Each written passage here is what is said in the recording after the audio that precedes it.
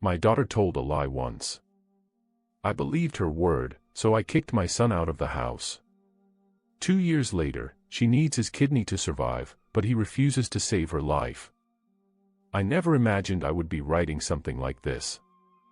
I never thought I'd be sitting here all alone, my hands shaking, replaying every single decision I made that night. I keep hearing every word I screamed and remembering every silence I chose to keep. I was 38 and my husband was 39. We had 2 children, Adrien, who was 18, and Isabella, who was 9. Even with the big age gap, I always assumed they loved each other. I thought they looked out for one another like close siblings do. Adrien was the quiet type. He liked reading, staying in his room, and focusing on his studies. He was a good kid. He never talked back, never caused trouble, and never gave me a reason to doubt him. Isabella was the complete opposite. She was cheerful, active, a little whirlwind, constantly moving and talking. Since I worked part-time and my husband was away a lot, Adrien looked after her. He'd come home from college and watch her until I got back. There were no warning signs. Not until that night. It was just a family dinner. We made spaghetti. My sister-in-law brought wine. My nephews were playing in the living room. My husband, the kids, and I were at the table with some cousins. Nothing unusual. Then, Isabella said it. She spoke plainly, without drama or tears, as casually as if she were saying a dog barked at her. Adrien touched me down there, she said, cold and simple, like she didn't understand how heavy those words were. Everything stopped. My cousin stopped talking. My husband stared at me. I looked at my son. "What did you say, honey?" I asked softly, trying not to shake. My brother touched my private parts twice. I choked on my own breath. Silence hung in the air for seconds. Then my husband stood up. His chair tipped over. I followed him, my legs moving on their own. I called Adrien. No answer. I called again. He picked up. "What's wrong, Mom? Come home. Now." "What happened?" "Just come home." He hung up. It took him 20 minutes. He walked in with his backpack, looking confused. "What happened?" Before he could finish, my husband shoved him against the wall. "Did you touch her? Did you touch your sister?" "What? What are you talking about?" Adrien didn't understand. I swear it. I saw his face. He was pale, terrified, shaking his head. "No, of course not. I would never do that." I don't know why she's saying that. My husband didn't let him finish. He punched him in the face. Adrien fell to the floor, nose bleeding, looking up at us with terror, shock, and something else. Betrayal. I did nothing. I just stared. I didn't hug him. I didn't defend him. I didn't believe him. My husband packed Adrien's bag, grabbed his clothes and papers, and threw everything on the doorstep. He screamed, "You're dead to us. Never come back." Adrien was crying, begging. He said he didn't understand. "Please don't kick me out." I just stood there holding Isabella. Silence. We locked him out. We changed the locks and cut off his college money. He never came back. He ceased to exist for us. We spent weeks telling ourselves we did the right thing to protect our baby. We asked her if anything else happened. She just said no twice. We never took her to a psychologist because we thought our love was enough, and we blindly believed her. Peace seemed to return. Isabella played and smiled. I started sleeping again, until the dreams started. I'd see Adrien on the floor, bleeding, asking me why. Because I didn't ask. I didn't doubt. I just acted. That night, I destroyed him. Months passed.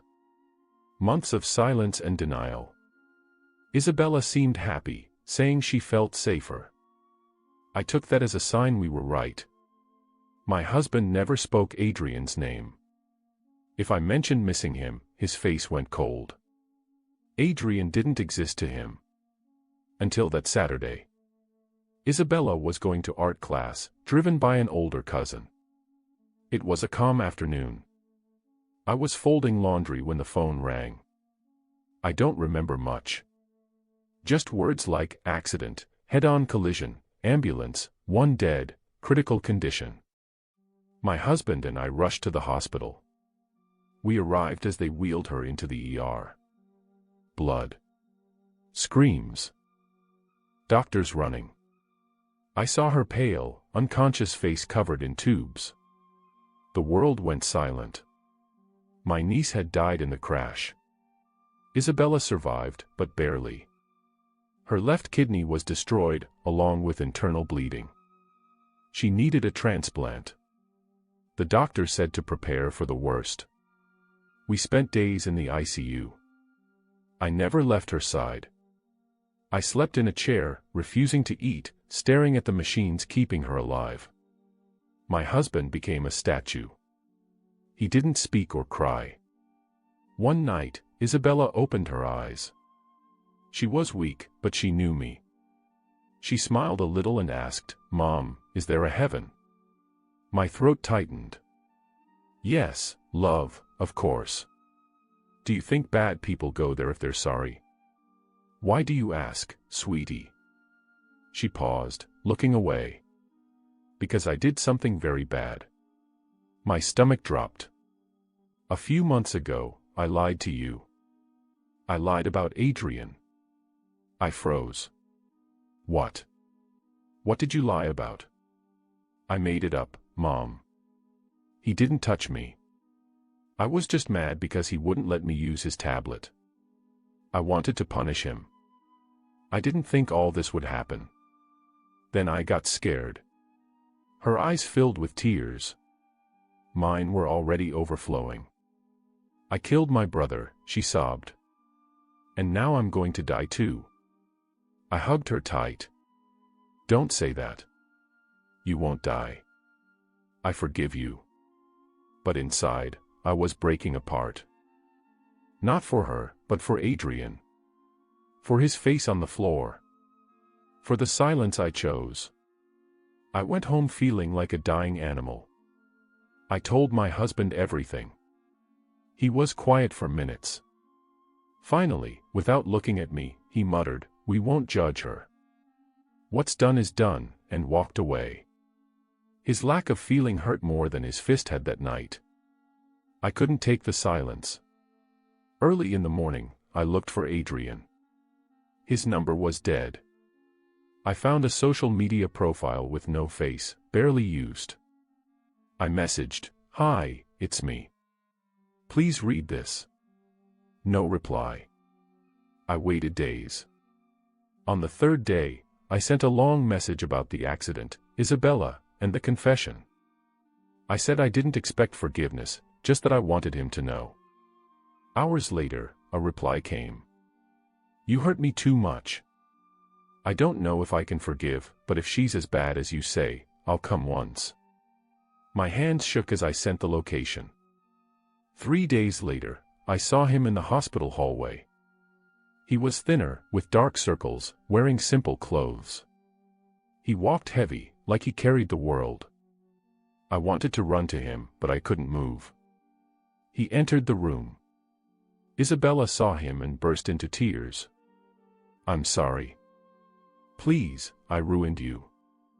Adrien listened quietly. "I can't forgive you completely," he finally said. "But a part of me has." He held her hand, spoke for a few minutes, then left. He didn't look at me. He just said, "If there's a funeral, I'll be there. But don't expect anything else." Then he vanished again. No messages. Just the echo of his voice. But I couldn't sleep. I knew time was running out. The only person who could save my daughter was the son I destroyed. A week later, the doctor confirmed she needed a transplant immediately. My husband and I weren't matches. The doctor said a biological sibling was the best bet. I already knew from the records, they had the same blood type, O positive. I reached out to Adrien again from a new number. It's important. We need to talk. Surprisingly, he agreed. We met in a small coffee shop. He walked in alone, ignoring everyone, eyes different now, not hurt, just empty. He sat down. My husband was with me. Silence. Adrien broke it. What do you want? I gulped. Adrien, you might be a match for Isabella. The doctor says you could save her. He didn't react. No anger, just tired. You want me to donate to my sister? Yes. We know this doesn't fix the past, but it could be a first step to being a family again, my husband said. Adrien looked at us coldly. Family again. I choked back tears. We aren't asking for forgiveness. Just help her. She's dying. He smiled a sad, sarcastic smile. And you think this fixes it? My husband asked. It's for her. The one who said I touched her. The one who watched me sleep on the street. Adrien, please, I tried. Do you know how many times I thought about dying? He asked. How many nights I slept hungry? I was going to jump off a bridge 3 times. I didn't because I told myself I wouldn't owe anyone anything. He stood up. And now you want me to cut myself open to save you? My husband stood up, fists clenched. Your sister is dying. Does that mean nothing? Adrien looked at him with pity and rage. You know what it means. That suddenly I'm worth something to you because you need me. Just think about it, I begged. For closure. I got closure the night I slept on the street bleeding while you celebrated Christmas, he said. He left. He didn't shout.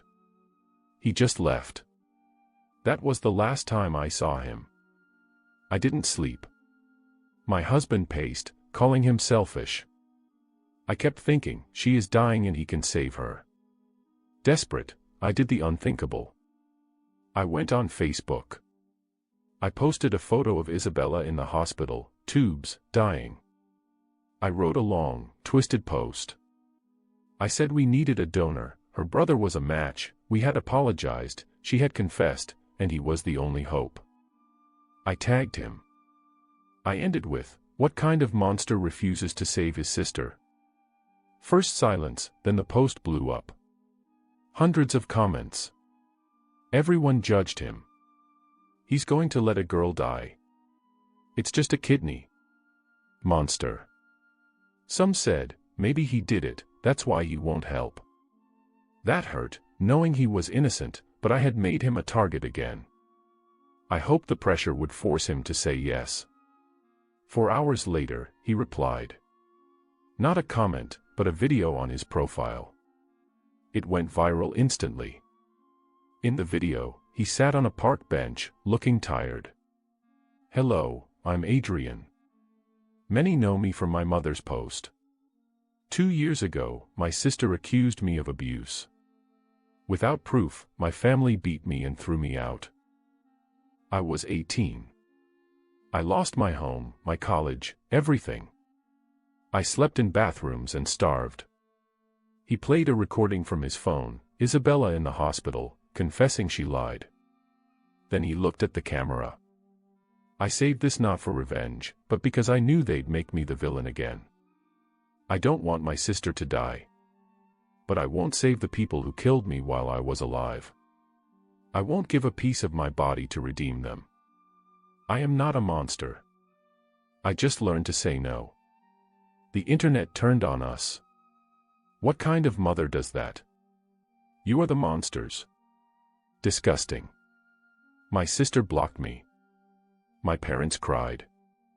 Isabella saw the video and cried, saying everyone hated her. I hugged her, feeling guilt. The video spread everywhere. Most people supported him. A kidney doesn't pay for a ruined life. They deserve it. Isabella was now seen as a liar.